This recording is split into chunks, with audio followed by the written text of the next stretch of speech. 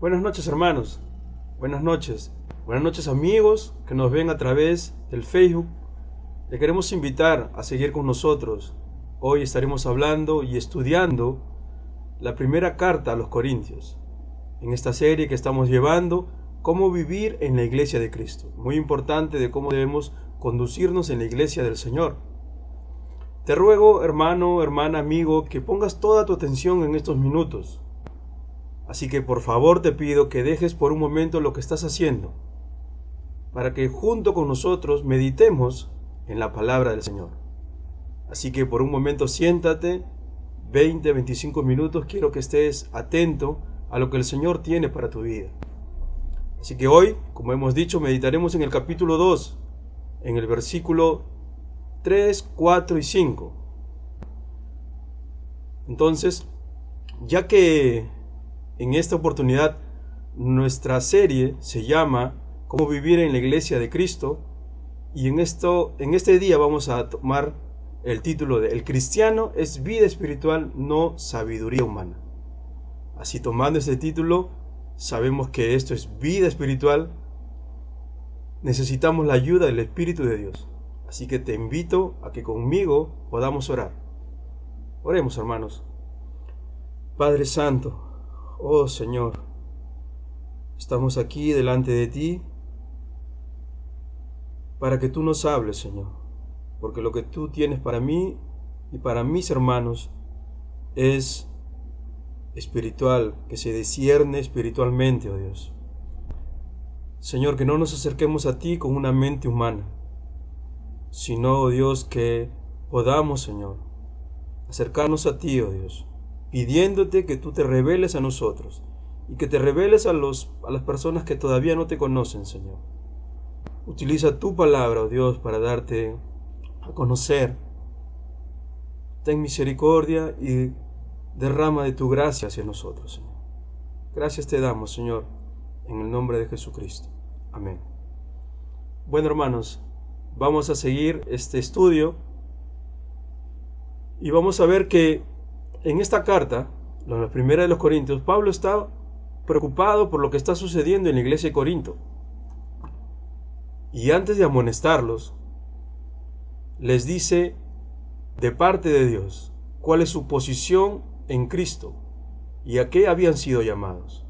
Para eso vamos un ratito a los primeros capítulos, al versículo 1. Pablo les dice a ellos, a los corintios, y también nos dice a nosotros, que son la iglesia de Dios. Así como ellos son parte de la iglesia, así también nosotros somos parte de la iglesia. Ellos habían recibido de parte del Señor, habían recibido la gracia de Dios, habían sido enriquecidos con sabiduría en palabra y ciencia, habían recibido dones de parte de Dios. Ellos tenían la fe en el regreso del Señor y sobre todo la fidelidad de Dios en llamarlos y preservarlos hasta el fin. Son regalos, son dones que Dios ha dado a su iglesia, que te ha dado a ti y a mí si eres parte de la iglesia de Cristo. Así que Pablo lo que está haciendo es mencionar algunos dones recibidos de parte de Dios hacia nosotros. Y estas cosas las obtenemos solamente a través del sacrificio de Jesucristo. Y en estos versículos también hay un llamado de parte de Dios que nosotros debemos de tener muy bien en cuenta. Si somos iglesia de Cristo, si soy parte del cuerpo del Señor, el Señor me ha llamado, como dice en el versículo 2, dice, llamados a ser santos, cualquiera que le invoque. Cualquiera que le invoque al Señor, cualquiera persona que se dice ser creyente, es llamado a ser santo. La palabra santo significa separado de lo que antes fue, del mundo, separado. Dios nos separa, Dios nos quita y ahora nos pone en la iglesia de Dios. También nos dice en el versículo 9 del capítulo 1 que somos llamados a tener comunión con Cristo. Esta palabra es muy importante. Comunión significa que estamos unidos a Cristo, estamos en unión con Cristo, pero es un común acuerdo. Nosotros pensamos, deseamos y queremos lo que Cristo quiere. Eso es una comunión con Cristo. Los cristianos quieren ser santos. Tú como creyente, yo como creyente, anhelamos cada día ser más santos. Anhelamos tener comunión con Dios. Es por eso que cuando nosotros pecamos, viene un dolor a nuestro corazón y no nos sentimos igual. Vamos corriendo a pedir perdón a nuestro Señor. ¿Por qué? Porque todavía hay pecado morando en nosotros. Nuestro llamado es a ser santos. Por eso nos deleitamos haciendo la voluntad de Dios. Cuando nosotros hacemos la voluntad de Dios, hay un deleite en nuestro corazón. Es porque hemos sido llamados a ser santos. Es porque estamos cumpliendo la palabra de Dios, su voluntad en nuestras vidas. Pero, como he dicho, el pecado que mora en nosotros todavía está haciendo que nosotros tropecemos. Y es por eso que es necesaria la exhortación. Y es por eso que necesitamos la exhortación. Así como Pablo va a exhortar y va a tener que amonestar. Pero quiera Dios que nosotros tomemos esa amonestación que Pablo hace a la iglesia de Corintios y nos identifiquemos también para que nosotros podamos recibir la amonestación del Señor. ¿Para qué? Para enderezar nuestros caminos, para que seamos cada día como Él. Amados, como vayamos meditando en la carta de los Corintios, veremos varias amonestaciones de Pablo. El apóstol Pablo hace muchas amonestaciones a la iglesia de Corinto. Más adelante vamos a ver cada una de ellas, pero por ahora comencemos con la primera. La primera amonestación que Pablo hace a la iglesia de Corintios es las divisiones de la iglesia. Y para esto Pablo usa 4 capítulos. 4 capítulos donde Pablo desarrolla el remedio de este pecado, que podríamos decir de la idolatría, porque cada uno de ellos había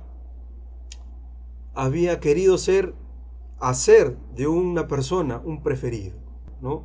Ya vimos anteriormente acerca de Pablo, de Cefas, que ellos se habían dividido y habían tomado a ellos prácticamente como ídolos. La iglesia de Corinto quería introducir a la iglesia sus preferencias, aquellas preferencias cuando ellos eran paganos. Corinto era un lugar donde se adoraban muchos dioses y cada uno tenía su preferido.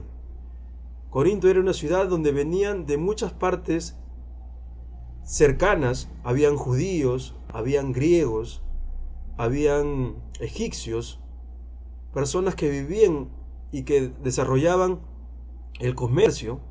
Corinto era una ciudad, tenía 2 puertos muy importantes donde se desembarcaban las mercaderías y se volvían a embarcar hacia Europa, España, Italia. Y es por eso que abundaba mucha gente. Mucha gente iba a Corinto también porque había muchos templos de los dioses y tenían su preferido. Una de los más importantes es la diosa. Pero esta diosa era la diosa del amor, se decían ellos. Pero practicaban, fornicaban, las sacerdotisas lo hacían en sus templos. Y por lo tanto, cada una de estas personas que ingresan a la iglesia venían con ese bagaje, con ese pasado. Y ellos querían también introducir en las iglesias sus preferencias. Por eso ellos preferían a tal predicador, a tal apóstol, seguramente porque alguno de ellos lo había bautizado, seguramente porque alguno de ellos quizás lo habían escuchado en otras iglesias y venían a Corinto y hacían divisiones acerca de las personas. Y Pablo va a ser muy enfático a decir que los predicadores y los colaboradores de Dios no tienen ninguna importancia.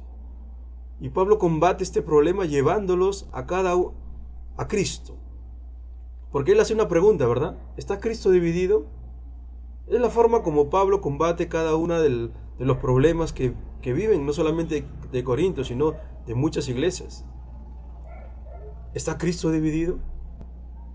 Pablo también les da a conocer la enorme diferencia que hay entre la sabiduría de Dios y la sabiduría humana. Por eso que en el capítulo 2 de Primera de Corintios, Pablo dice muy claro y dice: así que, hermanos, cuando fui a vosotros para anunciarlos el testimonio de Dios, no fui con excelencia de palabras o de sabiduría, pues me propuse no saber entre vosotros cosa alguna, sino a Cristo y a este crucificado. Pablo hace una diferencia entre la sabiduría de Dios y la sabiduría humana. Y vemos que él usa la sabiduría del Señor para poder que esa iglesia sea edificada. Y es por eso que desecha la sabiduría del mundo, la sabiduría humana, como él le dice. Y entramos en lo que nos toca el día de hoy. En estos versículos muy rápidamente dice: y estuve entre vosotros con debilidad y mucho temor y temblor.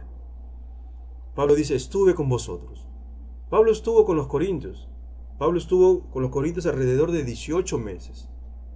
En su segundo viaje misionero, Pablo, después de recorrer Filipos, Tesalónica, Berea, Atenas, luego llega a Corinto. Y él dice que llega con debilidad. ¿Qué significa esta palabra? La palabra significa carencia de poder, incapacidad para producir.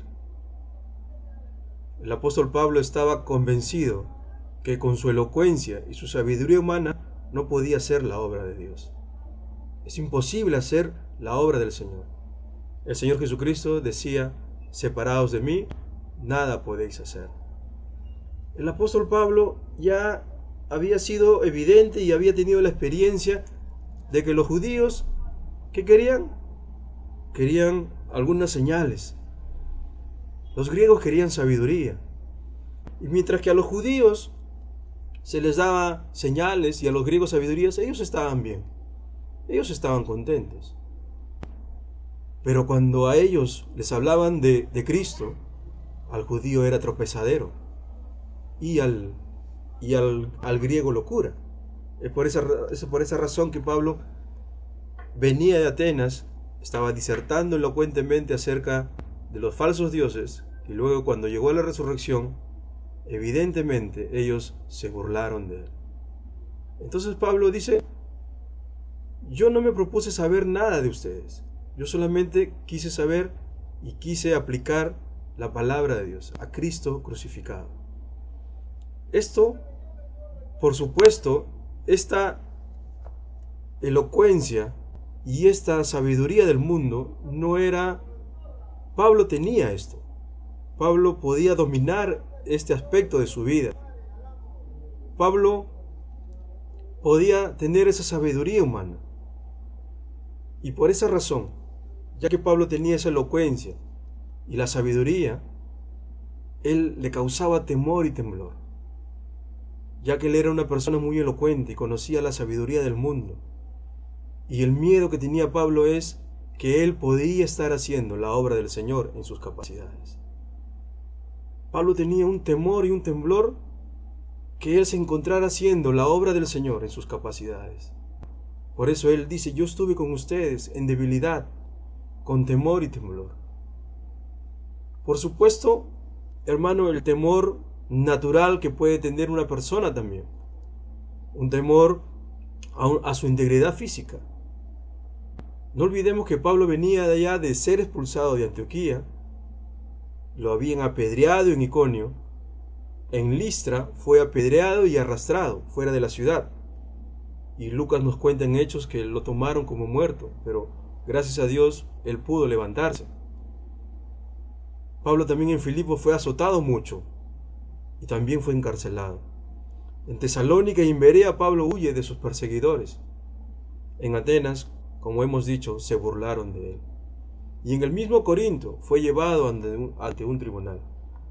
Así que el miedo natural por se sentía por su integridad física era natural. Así como tú y yo, que tenemos ese miedo a veces de hablar del Señor por lo que nos puedan pasar, por lo que nos puedan decir, por lo que se puedan burlar de nosotros. Pablo también podría sentir eso. Y es así como nos cuenta el libro de los Hechos también. El libro de los Hechos, en el capítulo 18, en el versículo 9 y 10, dice que entonces el Señor le dijo a Pablo en visión de noche: no temas,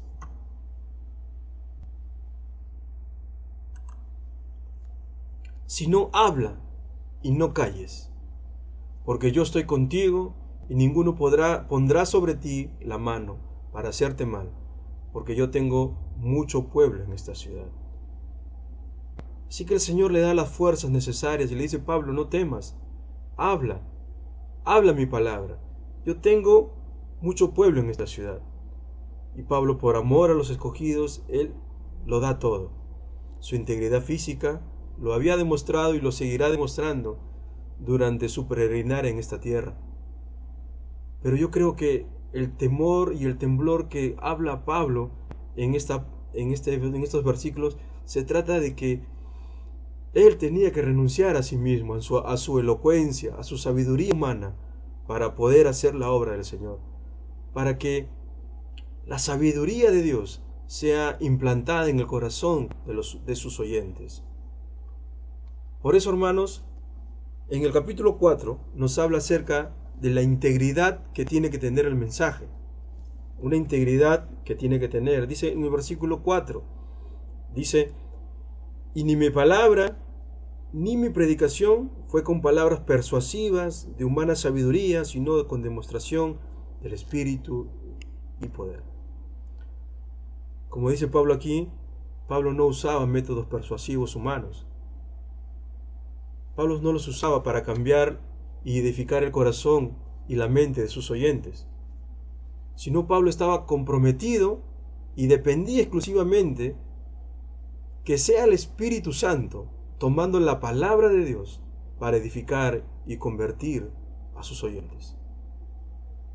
Pablo temía de hacer la obra en sus fuerzas, en sus habilidades, en su sabiduría, sino que él dejaba por completo y dependía de la obra de Dios, del Evangelio de Cristo. Como hemos estado hablando durante estas semanas, Cristo y Cristo crucificado, el Evangelio de Dios, donde el Espíritu Santo toma la palabra de Dios y hace el que convence de pecado, el que convence de juicio y de justicia, y el que edifica a los oyentes, a los creyentes. Esa es la labor del Espíritu Santo, y Pablo dejaba que el Espíritu Santo podía tomar esa labor. Es así como fue enseñado y es así como nos enseña el Señor Jesucristo en nosotros. Cuando Jesucristo estaba en esta tierra caminando, el Señor decía en Juan 7:16, Jesús les respondió y le dijo, el contexto es que Jesús, maravillados por la doctrina de Cristo, ahí en la fiesta de los tabernáculos, y el Señor le dice, mi doctrina no es mía, la enseñanza que yo les doy a ustedes no es mía, sino de aquel que me envió. El Señor Jesucristo, pudiéndose llevarse la gloria, Él deja que el Padre, que Dios sea el glorificado. En el 17 dice, el que quiera hacer la voluntad de Dios, conocerá si la doctrina es de Dios, o si yo hablo por mi propia cuenta. ¿Se dan cuenta? Los esfuerzos humanos para convencer a las personas, si lo que estamos hablando es doctrina de Dios, no está en nosotros, sino es el Espíritu de Dios que convence a la persona si esa persona está hablando por su cuenta o está hablando palabra de Dios. Nosotros debemos de reconocer aquel predicador o aquel líder está hablando acerca de sus propios asuntos, de sus propios deseos y pensamientos y no la palabra del Señor. En el 18 el Señor nos sigue diciendo, el que habla por su propia cuenta, su propia gloria busca, pero el que busca la gloria del que me envió, este es verdadero y no hay en él injusticia. Si el Señor Jesucristo decía, mi doctrina no es mía, sino de aquel que me envió, ¿cuánto más nosotros, hombres, que necesitamos de la doctrina del Señor y que a veces perdemos el temblor y el temor y hablamos en los púlpitos de acerca de nuestro parecer. Cuando debemos, y no solamente a los predicadores, sino todos nosotros, cuando nosotros debemos de hablar la palabra de Dios y dejar que la Biblia sea nuestro manual, que nosotros podamos hablar palabra para edificar a nuestros hermanos y convencer a los que todavía no lo son. El Señor Jesús en este mismo libro, en Juan 12:49, les dice también estas palabras, dice: porque yo no he hablado de mi propia cuenta. El Padre que me envió, Él me dio mandamiento de lo que he de decir y de lo que he de hablar. Y sé que su mandamiento es vida eterna. Así pues, lo que yo hablo, lo hablo como el Padre me lo ha dicho. Así que, hermanos, es importante la forma de la cual hablamos el Evangelio.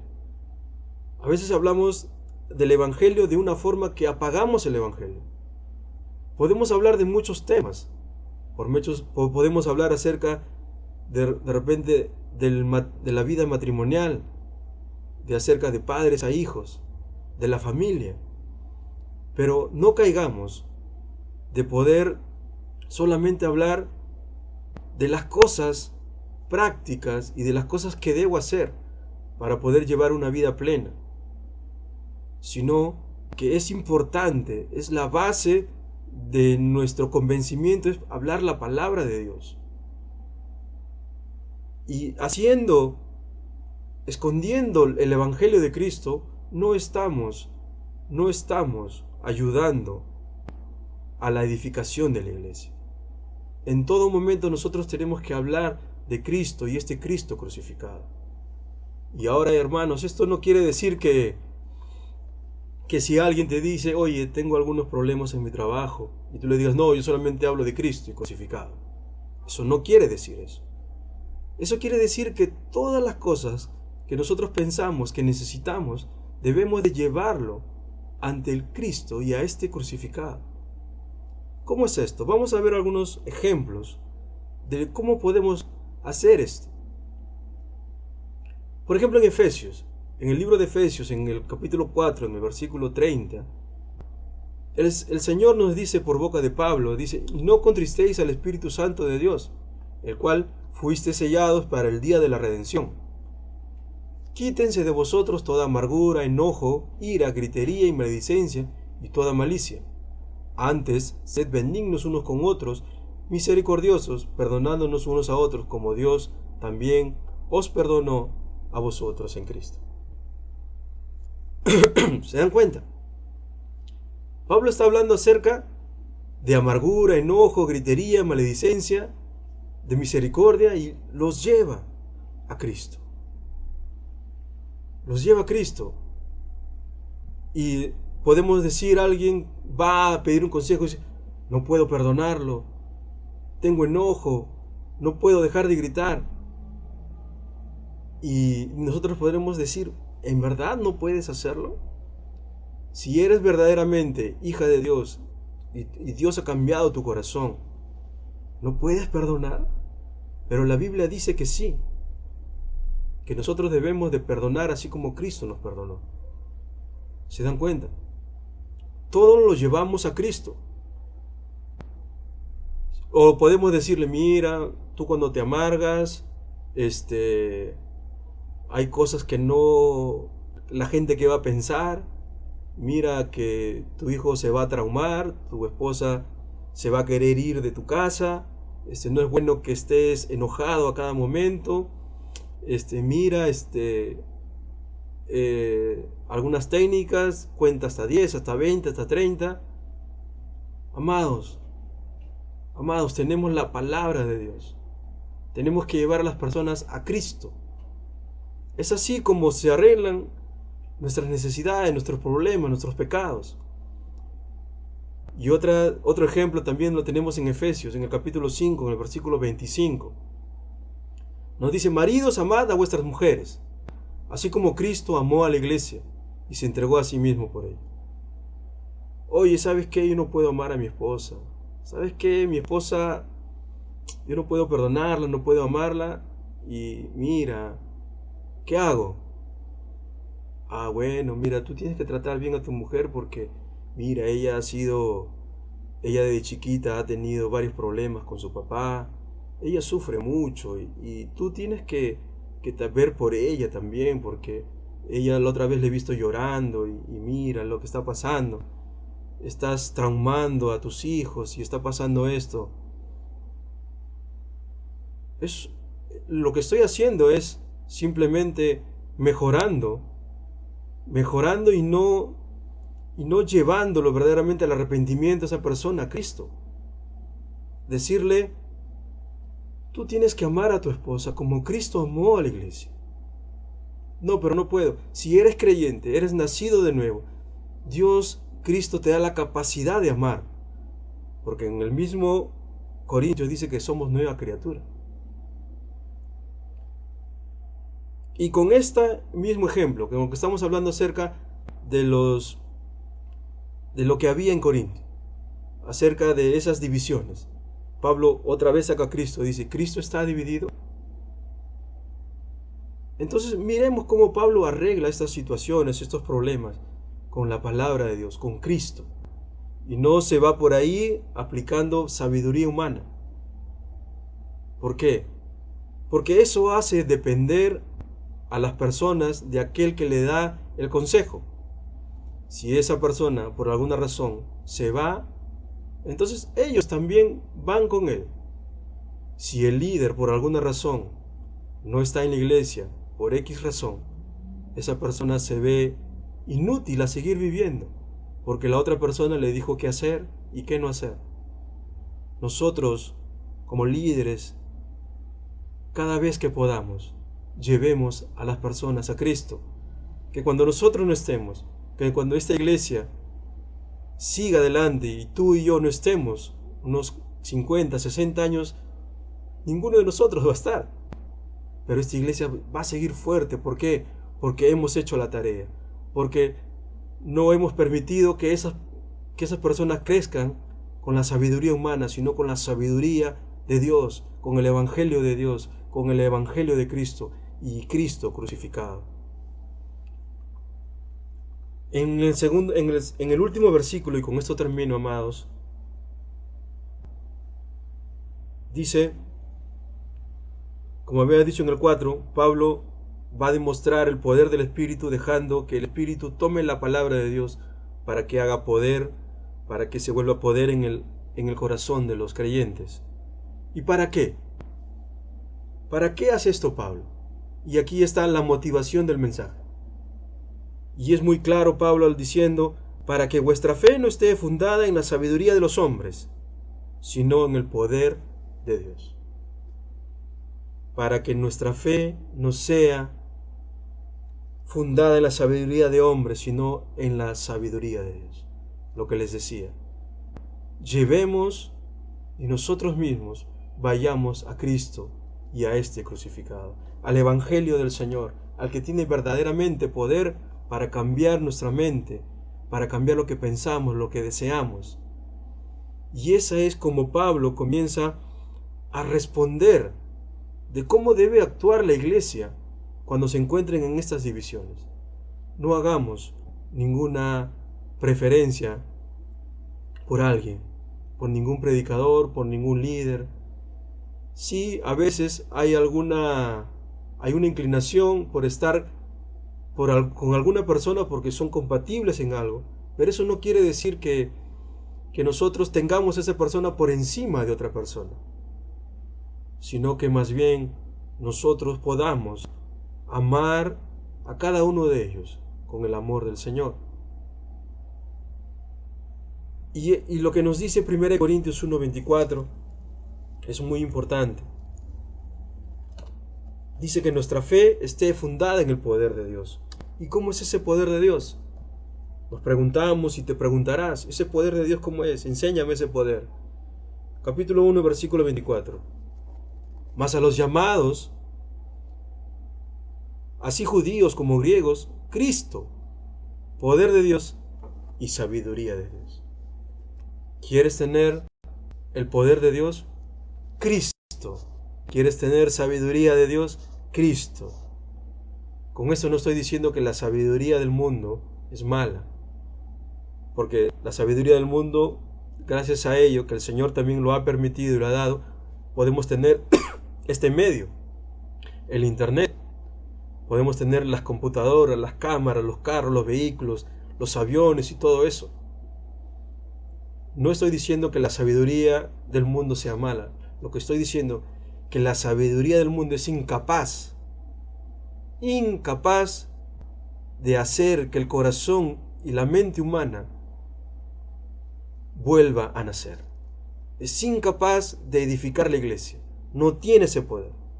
Tiene el poder que Dios le ha dado para hacer algunas cosas y buenas cosas, pero nunca no tendrá el poder y es incapaz de cambiar el corazón de alguien.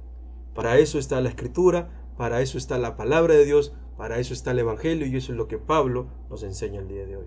Amén. Vamos a orar. Amado Señor, gracias Dios por tu palabra.